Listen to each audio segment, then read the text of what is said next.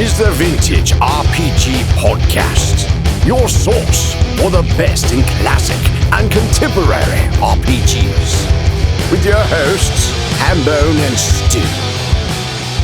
Welcome to the Vintage RPG Podcast, coming at you again from the clubhouse hidden somewhere in the swamps of New Jersey. I'm John Hambone McGuire, and with me, as always, is the founder and publisher of Unwinnable. He actually found a TSR book we haven't talked about yet, Stu Horvath. There's actually there's a few of them, actually. Well, let me rephrase that. We actually found a TSR book that we still want to talk about, Stu There Horvath. you go. That's the key. Yeah. Yeah, no, I was wandering around the clubhouse looking for something to talk about. This is the sign that, you've gone too far when you've been doing something like this, the Vintage RPG Project. I was looking at the art books and I was just like, wait a minute, there's 4 Dungeons & Dragons TSR era art books on my shelf. I thought I only had 3. So I look at it closely and I'm just like, oh God, did I buy 2 of the same thing? Did I pull a Zach? But I didn't. Zach is our friend who often finds out too late that he has bought 2 of a thing. Ain't that just the way? It happens to the best of us. Yeah, so TSR era art books. And there's actually, I did not buy a second copy. It's just that they all sort of blend together in my mind. And there's actually a 5th that I do not own yet, but I will as soon as this episode is over. I'm going to, pull the trigger on an old eBay auction. That one's called Worlds of TSR. That was a late edition, I think 95 or 96, right before the company went under. But I'm going to talk about the 4 art books that I have that are all earlier. I was going to put them in chronological order, but I didn't. So you're going to have to sort that out on your own, folks. I'm instead going to start with the one that I had as a kid, which is The Art of Dragon magazine, 1988. Sort of wonderfully light purple color with the Den Bouvier painting of the white dragon fighting the black dragon. Love it. I got this out of a Walden Books in Willowbrook Mall, probably around 1988 or 1989. And it collects every Dragon magazine cover from the first 10 years, which is crazy. That's a lot of covers. That really covers almost all of the really iconic art that was on the cover of the old Dragon magazine. Let me see. Does it have, I think maybe a couple of the Jim Holloways from later on might not be in here, but like the lion's share of, because I'm pretty sure that I was buying them and then they were, they weren't in here, but the lion's share of the Dragon magazine, like this was like a crazy archive for a kid my age at that point. I was just talking to Doug Kovacs for the Goodman Games book, and he mentioned how formative, not just Dungeons & Dragons, but Dragon magazine specifically. Oh, yeah. Was for him as an artist, and sort of giving him a framework of things that he could like he was like, before he encountered Dungeons & Dragons, it was like he would sit around drawing Star Wars and Pac-Man and random monsters, but like after D&D, like he had like a framework for his imagination to kind of like just draw the same things, monsters from Dungeons & Dragons over and over and over again. Part of my desire to get all of the Dragon magazines comes out of this, because it also collects some of the interior art, and the interior art is the stuff that falls out of sort of knowledge because it's interior. It's not the cover is the thing that you remember. The interior art is inside, and you forget about it. So there is a lot of interior art in this, but there's more in the actual issues. And it was just a point of fascination. It looks, and you're probably going to hear me say this a couple times over the course of this episode, but it looks so different from fantasy now. It's such a hodgepodge in the best possible way. Absolutely, man. Oh, wow. Like there's just it's not standardized. Like artists are just doing what they do and making the coolest, weirdest fantasy art or science fantasy art that they can. And it's so different from looking at like that recent Random House book that collected like the art of 5e, and it's just like, what art? not to disparage like the artists, like they all work hard, but like it's art directed to death, and it just all looks like the same guy or gal, maybe a guy and a gal drawing a person. It all looks like the work of one person, or maybe a handful of people, but it's just not. I have a preference for this sort of Wild West frontier fantasy vibe where everything is just weird. Also, the Art of Dragon included a cardstock castle that you could build. Oh, yeah. This is not my original copy because you know that I cut that out. Of course you did. Yeah. And yeah, that was something that was a reprint of a thing that appeared in an actual Dragon magazine. Dragon magazine was dope back in the day. Like in the early days, like there was a board game in most issues. There was cardboard castles. Like it's just like this is a world that like I miss so dear. Like I wish I had time to put together a cardboard castle. So may I offer you a little perspective on this time that you miss? First off, a couple things just to backtrack.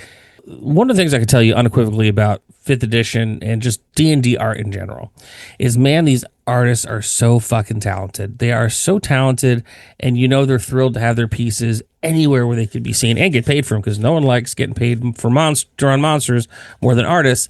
But you're right. I think you really did nail it on the head when you say it's art directed to death. And then it does become, everyone kind of looks the same, right? To the point where, you miss that time back in the day.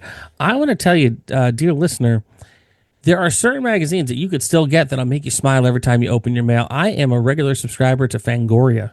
And let me tell you, you can get a subscription to Weird New Jersey as well. I think it's quarterly at this point. This Pro Wrestling Weekly, Pro Wrestling Monthly, Pro Wrestling Illustrated is the current one that is still active. I don't know. It all blurs together to me. But man, let me tell you, like, when I get my mail, I get that white envelope and it says Fangoria on it. I'm like, oh, hell yeah. Got a new Monster Mag in the mail. We have been lied to by culture at large, media, advertising. Magazines are freaking cool. Yes. Paper magazines are rad. Yes. The idea of having a bunch of stuff, a bunch of information and art coming to you once a month that you get to hold and read, or not read, and just flip through. Like they were just cool, and they were a month-to-month record of time and culture in that moment. And cool stuff happens under the constraints of like, we have to fill this issue every month. And like there's something to be said for it. It's something that we're rapidly like losing. And it's a shame because like I go back to magazines and you can see Benjamin in the Vintage RPG Discord has been going through magazines, and it's just interesting to see, even if it's just you're getting a dose of what all is coming out at the same time, it changes your perspective on things. And it's not something that you necessarily notice while you're getting a magazine month to month either. It's something that the historical record draws out. It's the same as catalogs. Oh, yeah. The loss of paper catalogs is a grim thing as far as I'm concerned. I've talked about this with so many people. It's something that we talk about ad nauseum, but it's worth repeating. I will also say this, quick little sidebar. If you go to analogunion.com right now and sign up for our newsletter, as a person who is like constantly editing a newsletter that comes out every week, Brian from Arcane Sword Press is like prolific at this point. Almost every week he goes through and he reviews like old magazines that had to do with systems. Like he did a whole thing on Traveler. He did a whole thing on like all the magazines that came out around the same time as like Dragon Magazine and Dungeon Magazine and stuff that I'd never heard of. But it's definitely worth checking out. Analogunion.com, sign up for the weekly newsletter. But yeah, man, now it's so funny because I actually, on my Patreon, which is like free, I wrote a thing about an article that I had read after Kurt Cobain had killed himself, right? It was called The Lexus Nexus of Punk Rock Integrity, and it was a story about how he bought a Lexus and was shamed for it because everyone was afraid of selling out back then. Yeah. Because of Like, and now granted, I thought it was in a certain magazine. It was not. And obviously this was like 30 something years ago. My 47-year-old brain. By the way, it's my birthday today. If you're listening to this, April 1st, I turned 47. So I'm somewhat of an unreliable narrator when it comes to certain things, because it's been so goddamn long.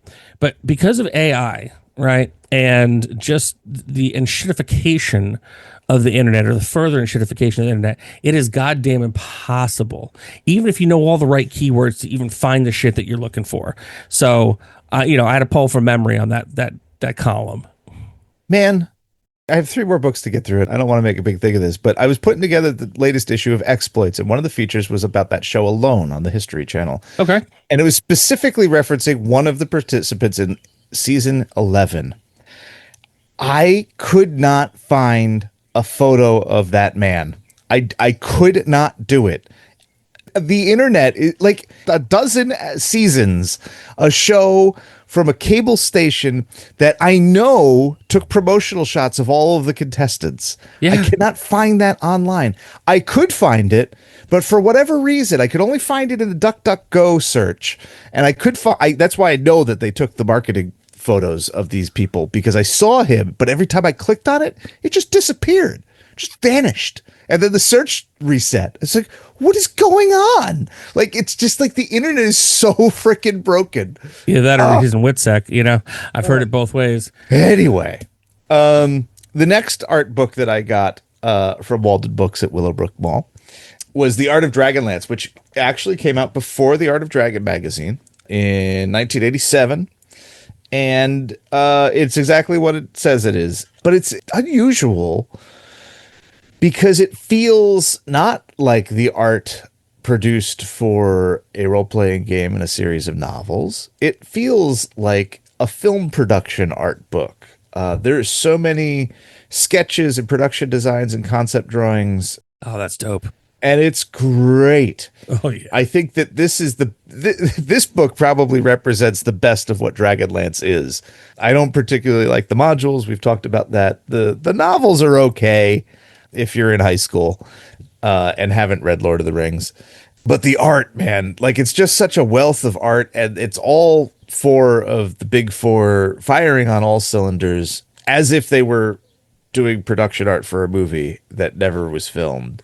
It's fantastic. And there's something about just that idea. This is one of the first big multimedia projects. The cross media, I guess, is the better descriptor. But, there weren't a lot of them circa 1984. And that is, even though I find that it is not particularly satisfying, it was really ambitious and showed one of the very few times that TSR really felt ahead of the curve in terms of what they were doing and how they were approaching using their resources that no one else had in a way that no one else could, to produce something no one else was capable of producing. It could have been better. Sure. but just the audacity of Dragonlance, I think, is still noteworthy. Send your hate mail too. I read so many of those novels in high school. I made the guys back in high school make Dragonlance characters and play through some of those modules. I really tried. I'm just being honest with myself. You can love Dragonlance, dear listener, if you want. Just don't come selling that near here. Do you feel like because this is kind of how I felt about it, like Dragonlance had like the Boba Fett situation going on, where like you had the imagery of that one character whose name completely escapes me right now, 47, unreliable narrator, with the cool helmet and the Lord Soth. Yeah, Lord Soth. Thank you. My brain. I actually had a T-shirt with Lord Soth on it. My God, how do I forget those things? But like you're like, oh man, like that's what hooks you in, and then you're like, then there's the rest of it. But yeah, I mean, like Verminard, the first Dragon Lord is great. He's awesome. He's got like this crazy white cloak and a mace called Nightbringer, and then he dies like a chump, and it's just like, that's it. And like, he had a red dragon. Did he have a red dragon? There's a black dragon. I don't remember anyway. I read like the first 2 or 3 books. I remember. I have them. I haven't gotten back to him yet, but yeah, but I mean, that's like in everything. You rarely see a boss fight that is more than like punch dead, Yeah. And yeah, like the whole, it's just there. Moving on. The next one that I bought more recently, and I felt like we did a podcast dedicated to this one, but we haven't. At least I can't find it in the archive. You know, I have faith in the website's search. This came out in 1985. This is the first art book that TSR produced. It's called The Art of the Dungeons and Dragons fantasy game. Love it. It has this great, it's an Elmore painting. Is it the one from the expert set? Possibly. It's a knight on horseback, a warrior on horseback, sort of rearing up to attack a dragon who's pouncing on him. And but like that's not the cool part. The cool part is that like it's been cut away in sort of like a paintbrush kind of like stroke, like that Dixie cup pattern jazz. Oh yeah, okay. I could completely visually see it in my mind. Yeah, and it's sort of like it's just like yeah, and like you can see the blank canvas underneath it. It's like about one of the most 80s looking things that TSR ever produced. And it's pretty great. It looks like it looks less an art book and less an ad for an art store circa 1984. Right. Yeah, with just blobs of color. Yeah, it's great. It's fantastic. This one is interesting in that it is very unfocused and the galleries are thematic. So you have like dragons, knights, damsels, goblins, ghosts, wizards, griffins, dungeons. But then within that, those it's not very like it's fine. It's just like as an art book, it's just like, oh yeah, this is just like you had all this art laying around and you just put it in a book. And that's fine. Like I don't really need much more than that for a TSR art book. But it does not have the cohesion of the Art of Dragonlance or the next book that we'll talk about in a second. And it's from all over. There's much duplication. There's a lot of Dragonlance art in here. There's a lot of Dragon magazine covers in here. Those Dragon magazine covers got reused all over the place. Anyway, the thing that really makes this book special is the inclusion of many of the production designs for the D&D toy line. Oh, hell to the yeah. So that's Tim Truman, Steve Bissett, John Tottleben, I believe, is represented here. And it's just like they are so good. These were all comic artists, and this was like a side gig that they got in the 80s. I think that was run by Truman. They did all the work somewhere in a hotel out in West Jersey somewhere. And it's just like just so many great black and white. A lot of it is stuff that you are familiar with because it appeared in the packaging. So especially like the character work, like Oh shit. your Strongheart or your Kellic, your Zarek, your Warduke. But then the ones that I really love are the monsters, the PVC monsters, which those illustrations just I don't remember seeing them ever. And they're just so good and detailed and gnarly, and like Steve Bissett's troll is so good. And they didn't translate it all to the actual toys, which Steve Bissett, I've followed him on a number of social media, and he periodically gets really angry about it, and it's great. I understand his frustration. I love those lumpy, stupid toys, but I also understand. Like you can see, like especially is this Tottleben did the Lich? No, these are Jeff Easley? Oh, wait, no. These are Tim Truman. So it's the Skeleton Warrior and the Lich. And you can see all of this crazy detail in the Lich. And it's there on the toy, but it's just like not painted and like smushy. It's so good. I love how bad toys were in the 80s. Yeah, there's a lot of Endless Quest art in here too. It's a good book if you could find it. Don't pay a lot for it. Honestly, it has more character collectively than like an Art and Arcana. Just the inclusion of those LJN illustrations, like really like gestures at something essentially weird about mid 80s TSR, because like I don't think that there's any real mention of the toys. These are just listed as illustrations. So it's just like they're pretending that the toy line didn't even happen. Like it's so weird. So what's funny about the toy line, which is why if you heard me say "holy shit" before, I have like this like feeling when you said the thing about it, they did it in like a hotel in New Jersey. Fun fact: LJN was based. Their headquarters was in Lyndhurst, New Jersey, like right by the medieval times. Yeah. In that like that like office complex, like little dead zone area. I mean, they started in New York and they ended up back in New York when Acclaim bought them in like the, I don't know, early '90s or whatever. But for the most part, LJN was like a town over from where we are right now. You have no idea. I've known that for years, and No. it wounds me because I wasn't allowed to have the D&D toys as a kid, but they were being made and distributed 2 towns away. Like, it's just like insult to injury.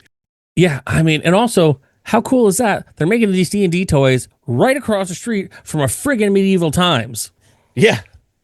So crazy. Here's one for you. I have not been able to prove this yet.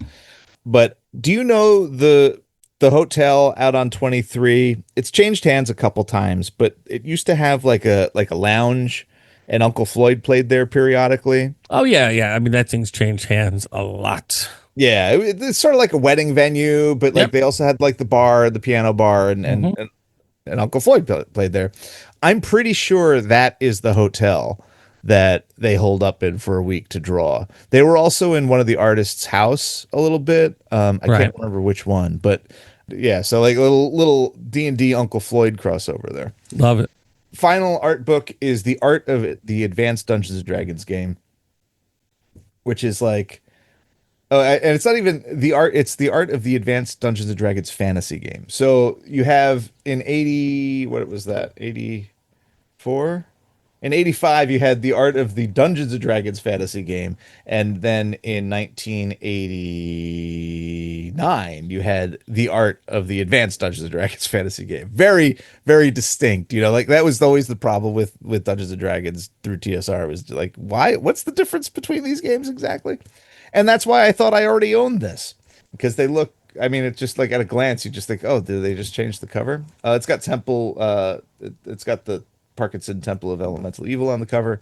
It looks very handsome. That painting is, I find it to be sort of a nothing painting in terms of like Parkinson's amazing capabilities. Right. Like it looks good with a cover treatment. Like there's something about it that like I don't particularly care for the imagery, but like as a total package, when you lay a title on it, it just looks good. The same with the Temple book, the proper book. This one is sort of is interesting to me because it's sort of a thematic thing like the other one. This one is artist based, and you're getting the big four: Clyde Caldwell, Jeff Easley, Larry Elmore, and Keith Parkinson, plus a sizable chunk of Fred Fields's work, and then a final chapter that has some bits and bobs from other folks. What's really super interesting to me is how much iconic art isn't in this book. Really? Yeah. So Clyde Caldwell, what's for your money? What's the most iconic Clyde Caldwell painting? I mean, I mean, like Ravenloft stuff that he did Right. was, yeah. Ravenloft. The Ravenloft is totally the one that I want in this book. It's not there. Really? Yeah. What is the most iconic Larry Elmore painting? Oh, the Redbox cover. Yeah. Yeah. Also not in this book. Now, granted, like they have paintings that I like better than that. Like they have the Aveline, the Life Giver, the Scarecrow painting, which is like one of my all-time favorite pieces of fantasy art, even with the perm hair. Like there's great stuff in here, but like it's sort of like the selection is just like, really? We're not gonna lead with the hits. Like it's almost audacious, right? Like Art and Arcana put the Red Dragon on the freaking cover of the book. Like it's just like this is the most recognizable piece of D&D art. We're gonna slap it right on there. They friggin' put it in wallets. It's like the Stones coming to town and not playing Satisfaction. Like, what's going on, guys? Let me see. Let me do one more. One of the nice design choices is there's a line across the top, and then for each artist section, it's like their signature. So like the Caldwell section has his little C rune, and then the Easley thing is signed like Easley. Like so, the thing with Easley is like I'm not sure that I could single out a single iconic Easley painting. Maybe I could. Maybe it's oh yeah no I could, and it is in here. It's the skeleton barging through the door from Dragon magazine Halloween issue in 1988. Nice. So that one's there. Do they have the Parkinson one that I love? They have Parkinson paintings in here that I'm pretty sure were never in a TSR publication, actually. Wow, that's cool. So in this book is a picture of Riverwind and Goldmoon from Dragonlance that I have legit never seen before. So that's neat. And I don't think that was published elsewhere. Okay, they have his Great Red Dragon, which is probably, for most people's money, his best one. But they also have Gods of Lankmar. So yeah, I mean, like it's not it's not completely bizarre, but like there's curious choices. But it's a good book. You could do a lot worse than picking up this book. If you pick up the pile of them, you have sort of a treasure trove of basically all of the good art from first edition Dungeons and Dragons. And you could, that way you don't have to be like me and buy all of the first edition Dungeons and Dragons publications over the course of several years. You can save a lot of shelf space. There you go. Do you have any final thoughts on this episode's content? That's about it. I'll let you know how the Worlds of TSR book plays out when I get it. I think I'm going to be disappointed by it, but we'll see. All right. Well, very cool. Before we go home in this episode, here's Hambone's crowdfunding corner. Not much to talk about this week. However, the day after this episode drops, on April 7th, Neon Bastards RPG, everyone loves Brian Shutter, the Neon Lord. He's dropping something new. It's compatible with Mork Borg. It is going to be something that is pretty interesting because it's a really simplified version of the Neon Lord's rules, obviously because they're rock and rolling it with Mork Borg. However, it comes with a lot of cool stuff. It comes with a Scumdog manual, Neon Lord's Manual of Doom, and then an adventure called Fast Times on Sludge Mountain. You could also get it with the Battle Binders. That looks totally sweet because it's like a, how do I say this? A Trapper Keeper-esque container for your A5 and half letter sized zines, and you can get it with holes punched in it or without, depending on how you want to rock and roll with that. And there's a brand new POG initiative system. It did appear once in the Neon Lords. Now it's been refined and made even more excellent for Neon Bastards. Can't tell you how much I love Brian's stuff because you all heard me rant about it a lot over the years, but Neon Bastards RPG is definitely worth something checking out. If you hear this episode on the 1st, get notified of launch. If you hear this episode on the 7th, back it. A lot of cool stuff happening here, including Pogs by Chris Freeman and some more real cool stuff that you really need to take a look at the Kickstarter to find out. But Neon Bastards dropping on April the 7th. Also, I mentioned earlier in the episode, a great way to get off the internet and to get a little more in the know about some of your favorite creators in the hobby and the stuff that they're into, check out analogunion.com. If you sign up for our newsletter there, every Tuesday at 1 p.m., you get a brand new newsletter with more than just sales pitch stuff. Like we talk about different game stores that we've enjoyed going to. We talk about experiences that we've had. We talk about, in the instance of our friend Brian from Arcane Sword Press, a lot of great history on amazing old magazines that just are hard to find. And maybe they're not around anymore. Check that out, analogunion.com. Stu, where can people find you on the internet?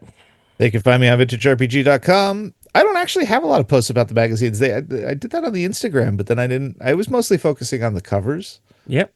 But one of these days I should get, when I finally exhausted my interest in role-playing books, maybe I will do an amazingly tedious accounting of all the stupid magazines that I have. I have 15 or 16 boxes of magazines. Holy crap. I can't bear to get rid of them. No. But I don't want them either. they're all stacked in the cubby in my attic. I have like full runs of Space Gamer and Challenge and Dragon, basically. I'm missing 3 issues of Dragon. It's crazy. Yeah, because they're all like the super expensive ones, right? I mean, I have Dragon #1.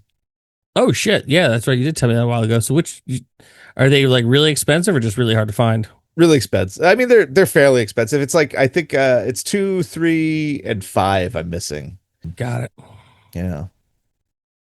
But yeah, magazines, man, they're cool. I love them, but they're really I also hate them because they take up space and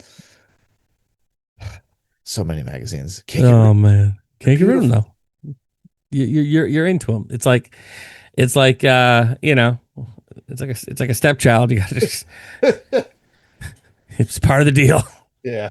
You can find me across the internet, John McGuire RPG. I am about to launch a backer kit on April 21st. If you like the Shadow Dark, I'm doing a dark double feature, 2 books that are designed for use with Shadow Dark. The first is called Of a Harmonious Nature.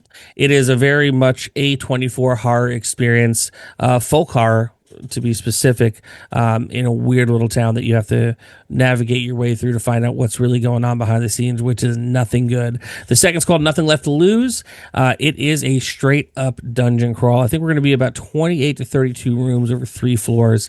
It is everything that you could possibly want from Shadow Dark, but it starts off a little like Saw. So we got some really cool stuff going on over there. You can check out links at hamandeggpublishing.com.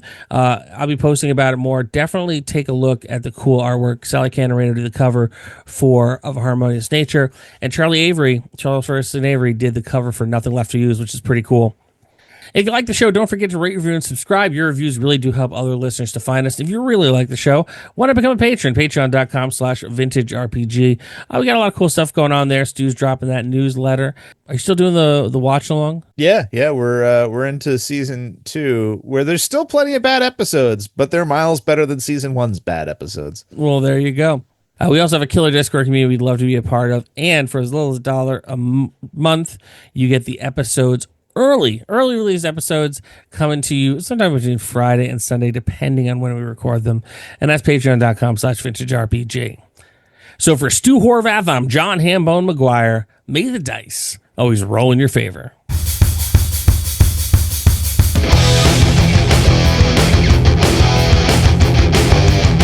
Thanks for listening.